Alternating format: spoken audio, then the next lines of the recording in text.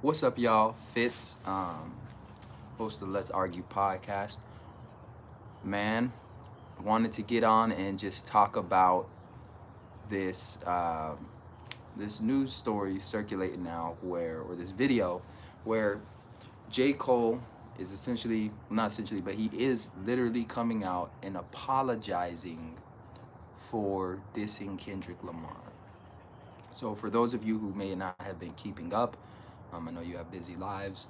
Essentially, Kendrick Lamar came out with a song maybe 2 weeks ago. Uh, yes, calling out or coming at Drake and J. Cole in some part. And J. Cole responded, right? He responded. He put out a diss track towards Kendrick called 7 Minute Drill on a project that he put out called Might Delete Later, right? And he did this within the last couple days. And what we're seeing now is pretty much the response. Sean said, "Is this y'all leader?" I'm gonna get into it. I'm gonna get into it because I think that this situation actually represents something much deeper in Black culture, right? It represents something much deeper in Black culture. So I'll tackle it from different angles, right? So on one side of it, I'm happy that J. Cole came out and issued an apology, and I'll explain why. On the other hand, I know that there's some hip hop heads. They're not happy. They're like, "What part of the game is this?" I'll touch on that. Right. So let me start out by saying why I'm happy that J. Cole came out and apologized. One, I never thought from the beginning that J. Cole actually had an issue with Kendrick Lamar. I think that he was responding in the spirit of rap, in the spirit of hip hop culture. But as I've talked about many times before, I do think hip hop culture right now in its current form is the most degenerate parts of Black culture. I don't think it actually represents Black culture. Um, and I want to speak to something because I see in the comment section people being like, uh, J. Cole is a punk. He's not a real man. Things like that. Who does that? Who apologizes for a diss track? Listen, I suggest you actually go listen to his response because what he said actually hits a couple chords with me, right? So let's put it in context. You have J. Cole, who grew up probably similar to the way many Black people grew up, where when there's conflict, you're not considered Black unless you respond in a certain way. You're not considered Black unless you respond with violence, unless you go over the top, unless you you you exercise the more primitive part of your humanity, right? So I think that that comes into conflict with oftentimes when there is a situation on a public stage with Black people, we're expected to behave a certain way. And with J. Cole is saying, hey, look, for a moment, I was willing to go there. In the moment, my instincts kicked in and I put this track out. In the moment, I'm all for it.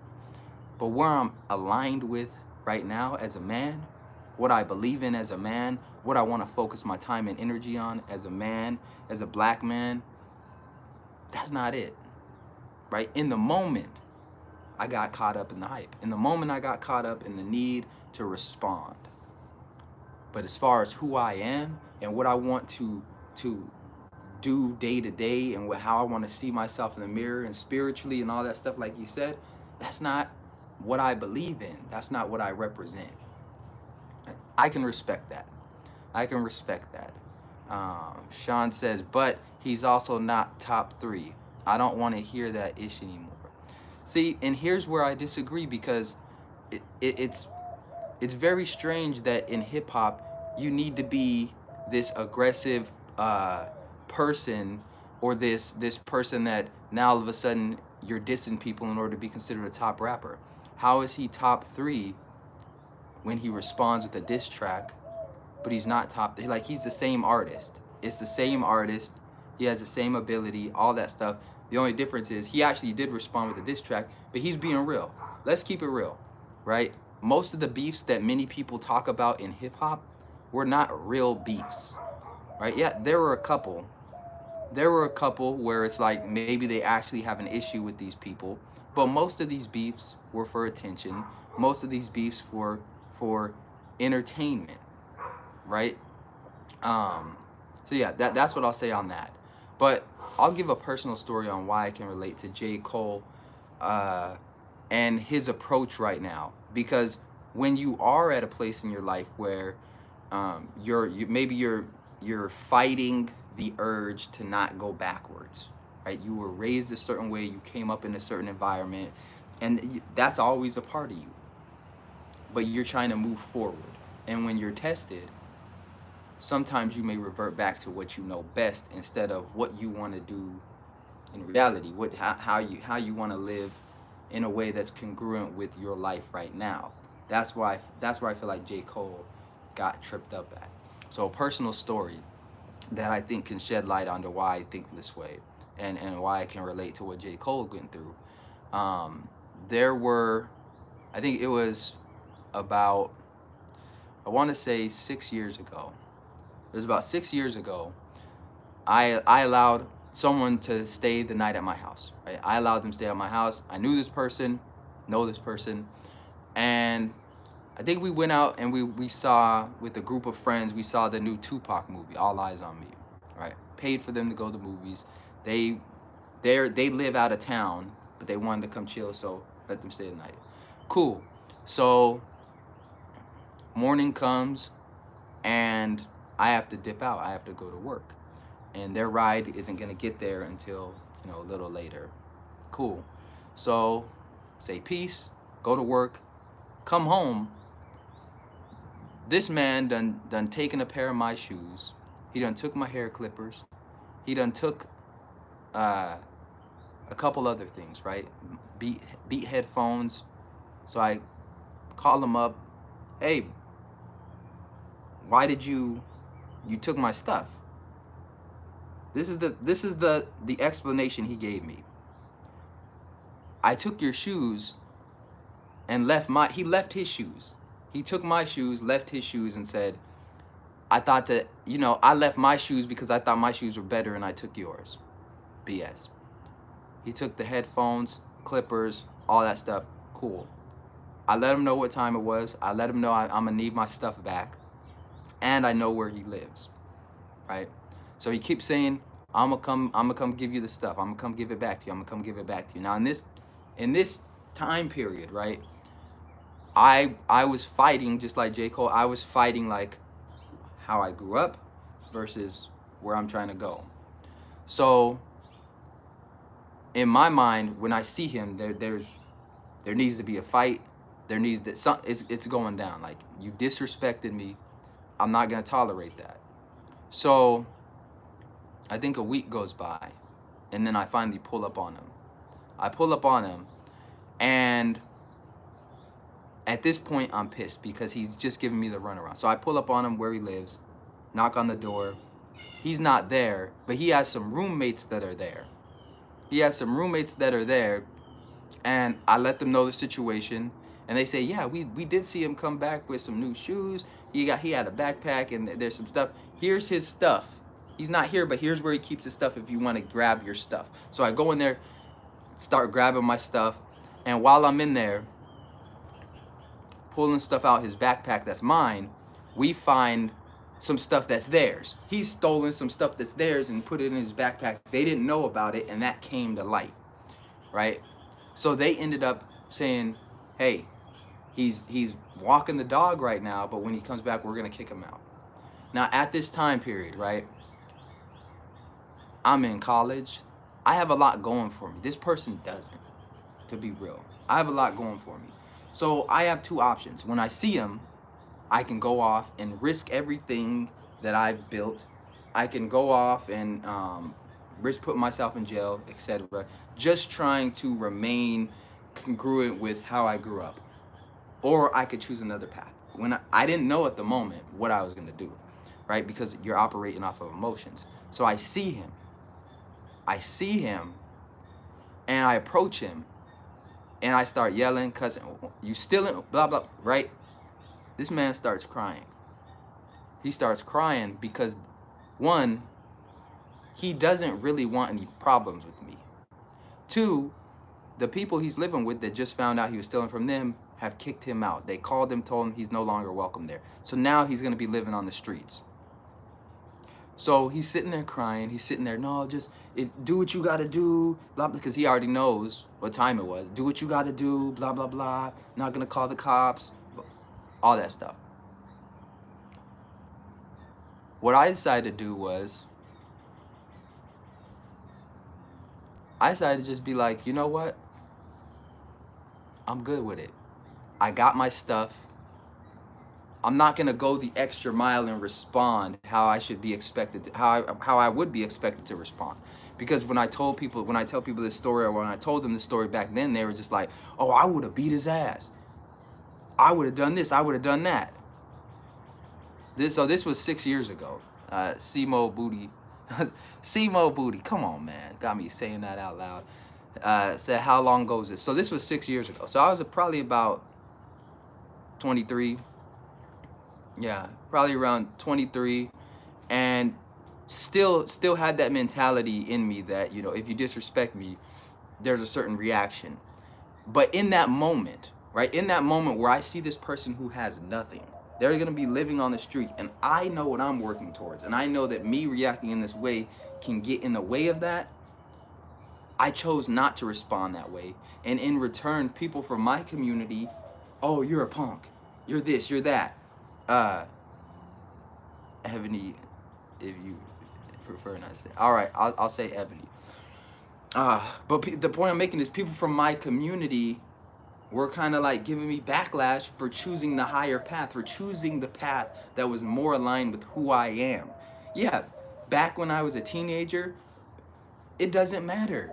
We're fighting. It don't matter if you're crying. It don't matter if you're handicapped. You stole from me. I'm picking you up out the wheelchair and I'm throwing you somewhere. That's what time it would have been.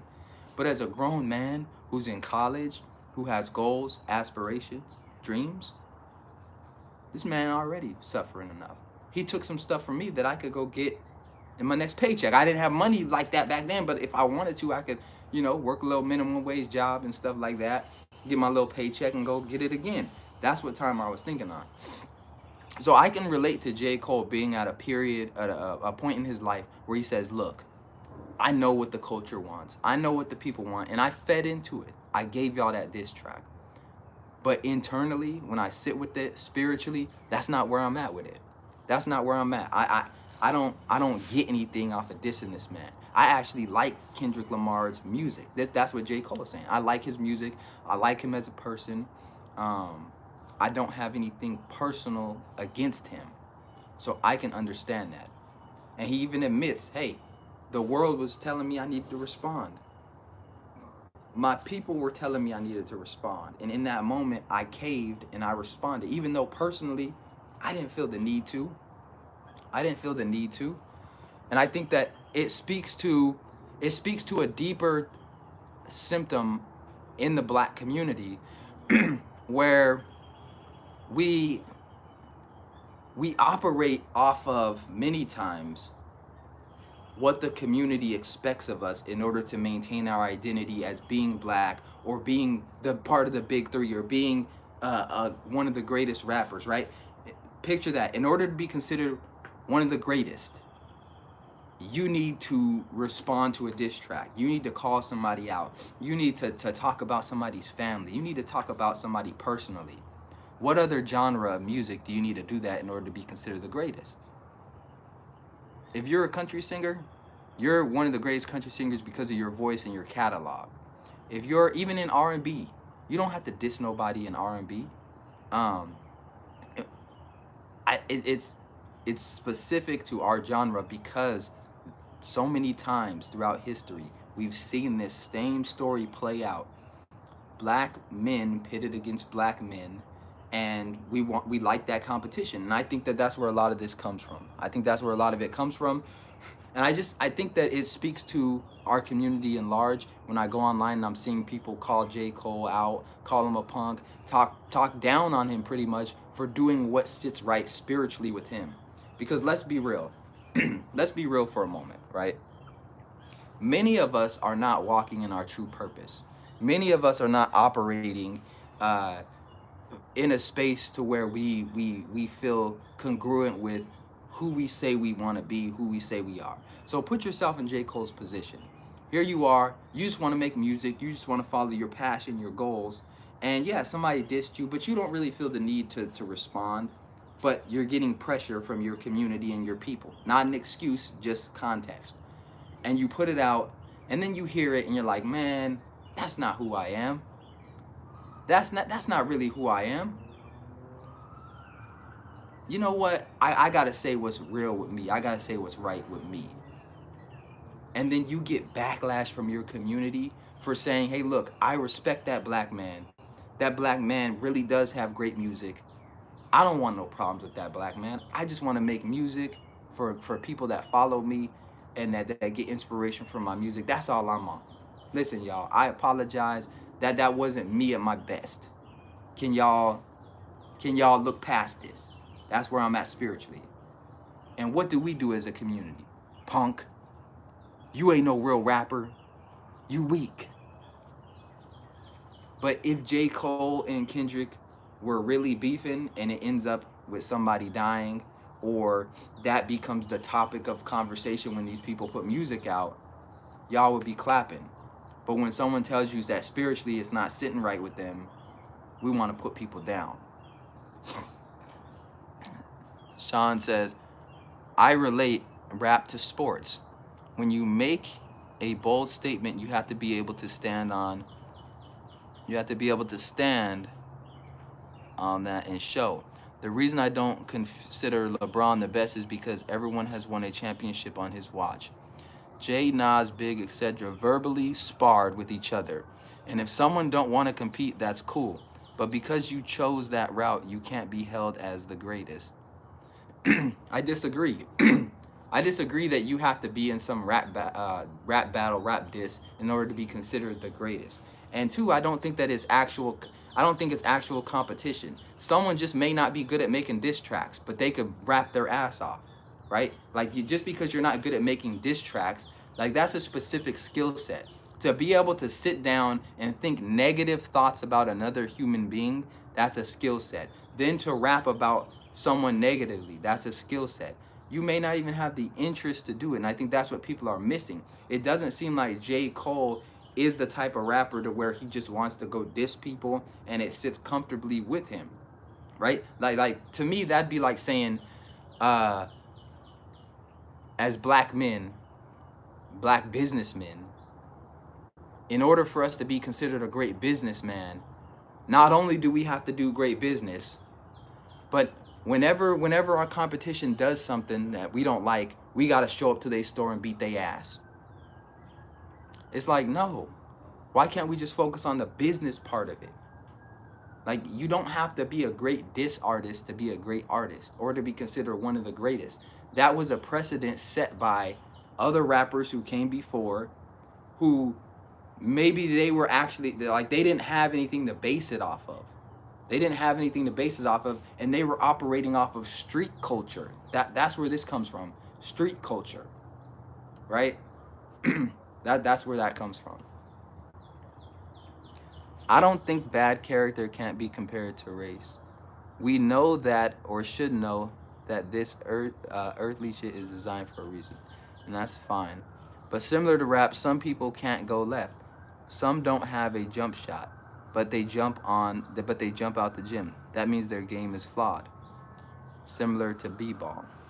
I think that J. Cole's a great artist. I think Kendrick is a great artist. I think Drake is a great artist. And I don't think that the differentiator is how well you can talk down on another black man. That's not what I'm gonna grade your rap skills on. How well can you talk shit about another black man that you actually don't have a problem with? Like, I could understand if you had a problem, but J. Cole don't have a problem with Kendrick. So it's like, based on that logic, if I'm a rapper, right, and I consider myself the greatest, I have to go talk down on another black man. Think about that for a second. If I want to be considered one of the greatest in hip hop, I have to go talk shit about another black man and his family and his music and him personally. How is that the message? Why is that the message that we want to send to people as a community? Why is that the message? In order to be the greatest in a African American hip hop form, cultural form, in order to be the greatest, you need to talk shit about another black person. That seems like degeneracy. So it's not good or bad, it's his stats. I love Lil Wayne, and when he claimed to be the best rapper alive, he had to show up and rap. Yeah, I think J. Cole does show up and rap. I think there's a difference though between showing up and rapping and dissing somebody. There's a difference. I don't think that because you diss somebody or don't diss somebody that makes you the greatest rapper.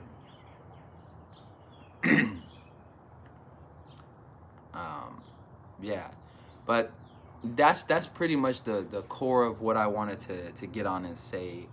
I think there was something else. Yeah. Also, when it comes to black culture, we have to look at these things very analytically and very critically. Okay? Like, J. Cole, I think, is a unique situation, and here's why. Many of the other rappers, they didn't have examples of what happens when you actually have real beef, right? And they were coming from more of the street culture and things like that. They didn't have social media. They didn't have the internet like we do. They didn't have these things where the gas just keeps going and going and going, and that at the snap of a finger, you could just put out a diss track, right? It was more, I think, personal back then. But now, you have J. Cole. I think J. Cole's like 37. Kendrick Lamar, 36. Many of these other rappers, they were younger at the time that they were dissing people and things like that. So maybe that's really how they felt and there was no issue with it. But as a 37-year-old man who's a millionaire, who's doing what they love to do and passion, you probably are at the point to where you feel like this don't even feel real. This, okay. So I think it's on some grown man shit, right? I think that this is more of what I want to see, not only in hip hop, but in black culture. Black men coming together, right? When you're out on the streets, you don't have to kill that black man because he stepped on your shoes. Maybe it was an accident. And if it wasn't an accident, let's value black life enough to not take somebody else's life. When it comes to how we deal with conflict, let's not always resort to violence. Let's not always resort to, oh, I gotta show who the real man is, or I gotta show who's really black. And we don't have to do that.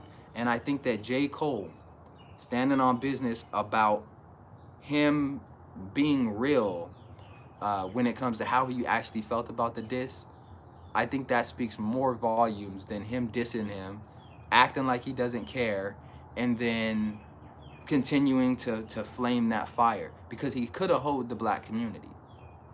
That's what black people, I don't think we're understanding. J. Cole could have made more money off of this, and more money off of this, and more money off of this by fanning the flames, right? He could have came out with another diss. He could have kept it going. He could have kept it quiet and kept taking little jabs at Kendrick. Oh, is he talking about Kendrick? Is he talking about, who's he talking about right here? He said this line. He mentioned Kung Fu Kenny. Is that Kendrick?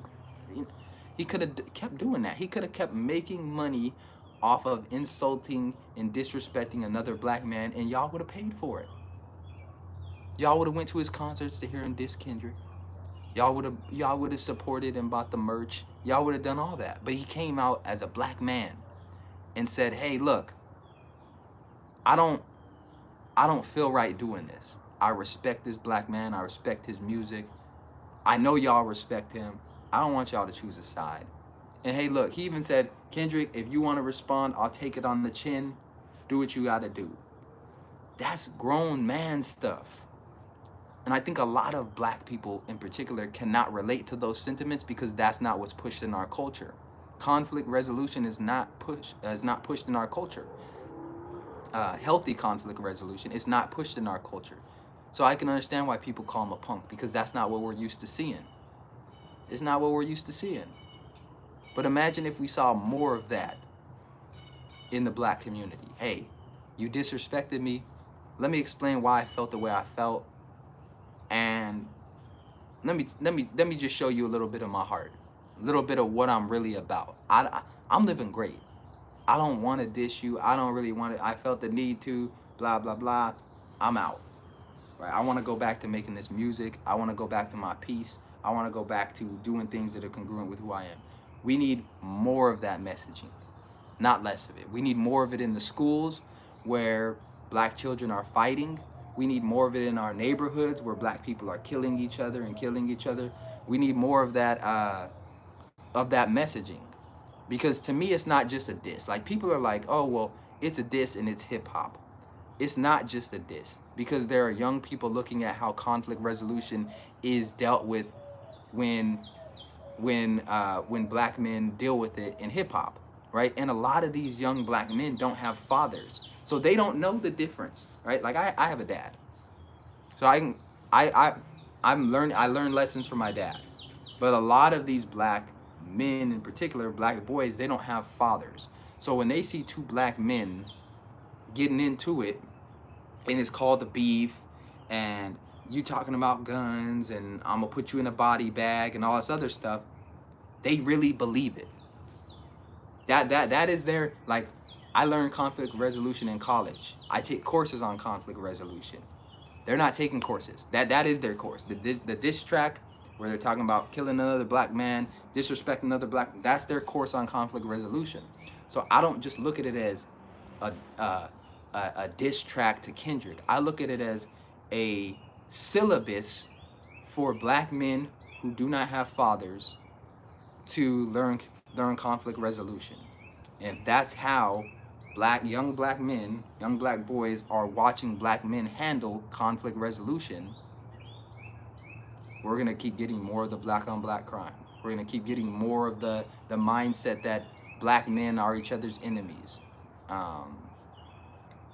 Yeah. He said Drake needs to sit out. J. Cole needs to sit out. Meek needs to sit out. Kendrick has the core of hip hop in his soul. I respect his decision. I bet everything I have.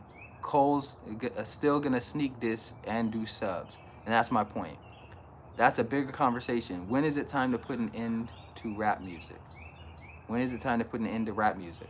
I don't think there's a problem with rap music. I think there's a problem with the exaggeration of what it means to be black. Like, I think rap music largely represents an exaggerated form of how black people are in white people's minds. And I think that when you have white people controlling the labels, I think that when much of the fan base for rap music is white youth, white people, and you're trying to commingle black culture, black pain with the white psyche, you're gonna get problems. You're gonna get problems because white people, I don't think that they help blow hip hop up just to hear black people talk positively about other black people.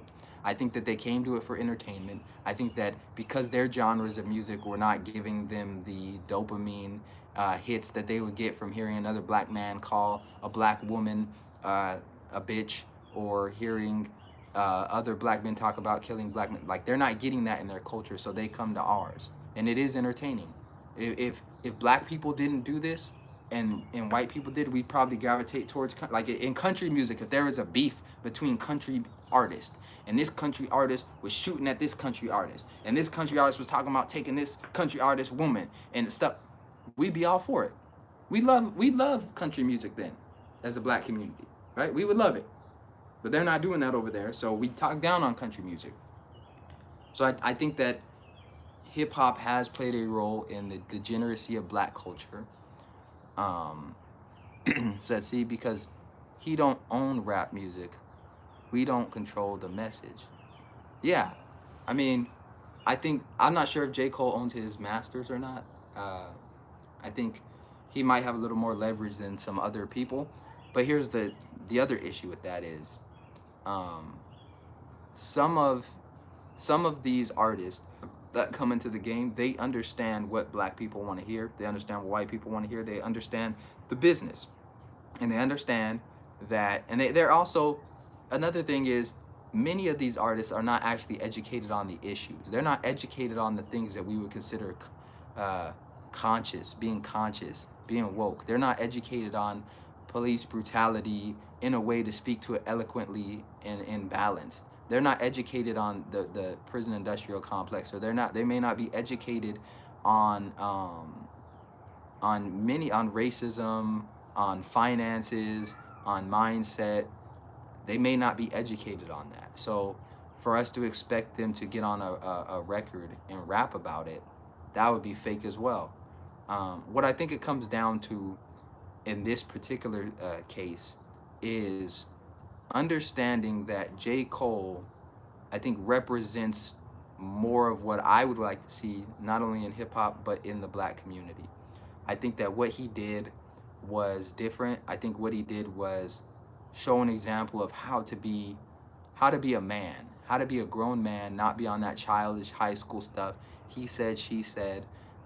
Yeah, we can say that the diss tracks are for entertainment, give us the entertainment, but these are human beings at the end of the day, and um, they're not battle rappers, right? I understand, like, there's a category of rap for battle rappers, but even that, if that doesn't sit in your spirit and you don't want to go research another person and look into, oh, they have kids, let me talk shit about their kids, let me talk shit about their dying mom, or let me talk shit about, the fact that they went to like, that's just not for some people. That's not for some people. And some of those battle rappers, they may not want to be doing that either. So this idea that, is just competition, it's just sport. Like I said in my last live, why is it that that the competition is measured by how well you can talk down on another black man? Why is that? Well, like, what is entertaining about that? What do we actually get from that? Because the person putting the track out is telling you, I don't get anything from this. This doesn't make me feel good. It doesn't sit right in my spirit. And we're just like, no, do more of that. Like, I think we have to be willing to put away our selfish needs, which is, our need for entertainment, our need for the beef, our need for the competitiveness, and just look at those artists as individuals and say, they've given us great music. They've poured their life and their soul into their art. I want what's best for them. I want them to be happy. I want them to be fulfilled. I don't want them to be out here putting music out just because they feel like we're not going to support them if they don't talk down on another black man. We cannot do that to our artists. We cannot do that to the creatives in our community, where if they're not participating in the degeneracy of black culture, we put them down. That's not a good look for us. Sounds like the KD basketball players argument. People saying he's one of the greats. I don't put him there. I think he's a great scorer, but that's it. Yeah, I think the basketball analogies, I think are a little bit different because you can see a lot of that on the stat sheets. You can see a lot of that. The numbers show that. Someone's ability to rap, it may not necessarily be shown on a stat sheet. And I think when we're using diss tracks to determine who the better rapper is, that's definitely not an accurate measurement. I don't think it's an accurate measurement. I support J. Cole's message more than I support J. Cole apologizing and being true to himself more than I support J. Cole dissing Kendrick Lamar. That's what I'll say. But just wanted to get on and give that quick message. Listen, black culture has a lot of room to grow. I think there's a lot of opportunity, and I think these conversations are important. So if you want to support the channel, you got any value from this, hit that like button, subscribe, hit the bell for notifications for when I put out new content. I'm doing funny skits, I'm doing lives, debating people, and there's a lot more content to come. This is a hub, not only just for political conversations, debates, black culture, but just different perspectives as well. But it's a hub of something it's the start of something that is much greater. I want this to be a hub for entertainment, politics, education, things like that in different creative ways. So make sure you hit that like button, subscribe, comment. Appreciate the support, and I'll see y'all next time.